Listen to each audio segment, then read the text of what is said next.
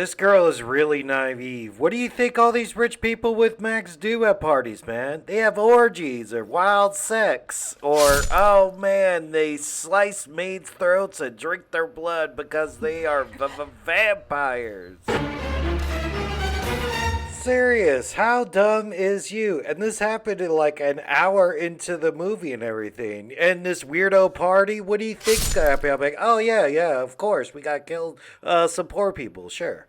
I mean, what the hell, man? We don't even see vampire stuff for like an hour. It's just like a romance wedding sort of vampire drama. And the kills are lazy. You get the laziest kill ever in any horror movie is the neck snap.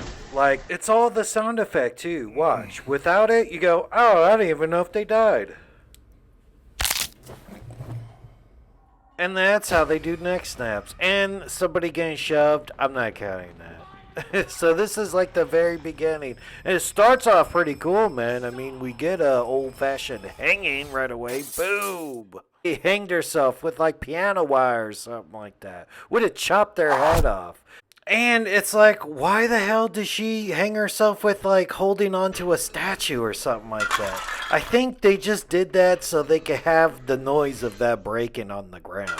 Because they're like, oh man, we have a neck snap coming up later. We don't want to overplay the neck snap. Alright, have her carry a statue. I don't care. She never got along with the butler from the get-go, but you're like, oh man, that's going to be a fight because this guy has his whole hostile uniform on, but nope, just comes at her with the spear, breaks it, gets stabbed. That's it. And he's not a vampire, so that's all it takes to kill him. But these vampires seem like they weren't too hard to kill either. Like these two lesbian vampires. I think they were lesbians, right? They said it without saying it, right? I don't know. They got like speared each other. It didn't seem too hard to kill. Like really, a spear wasn't even a wooden stake in the heart or anything. Hey, we got to see pool butt. I guess it was pretty far away, and it's even blurred here, but yeah, pool butt. For a PG-13 movie, nice.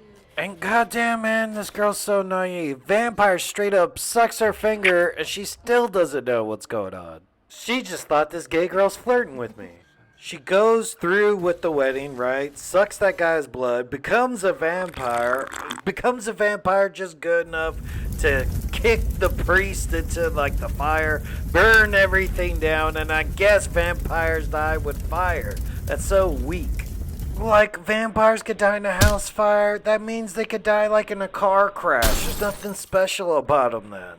She just roundhouse kicks that guy into the fire, and that's it. When you kill the vampire who made you, like the master vampire, I guess it resets everybody below you. Oh damn, I almost forgot about those maids. Well, they're so forgettable, they're just numbered anyway. So, I don't know, 9, 10, and 11, but none of their deaths were that great. They just sort of got like grabbed and gasped, and that's all we got. Or we got the other maid who actually got a neck snap. I mean, it's better than just being grabbed. But man, I also thought setting those maids into that room, I was like, oh, is that a sex thing? And the maid, her personal maid that helped her escape the first time, I think she got an axe to the head, but we didn't see the axe. We just saw the hole where the axe was. So that was like the best gore of the movie.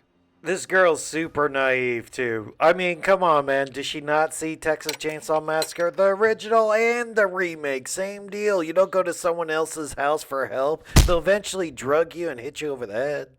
And the night before their wedding, they actually had sex. So, what the hell, man? PG-13 sex scene? I was like, you're supposed to be rated R right here. It's the ladies who really missed out here because he's laying naked in bed, and I was like, man, I think we're supposed to see Dom.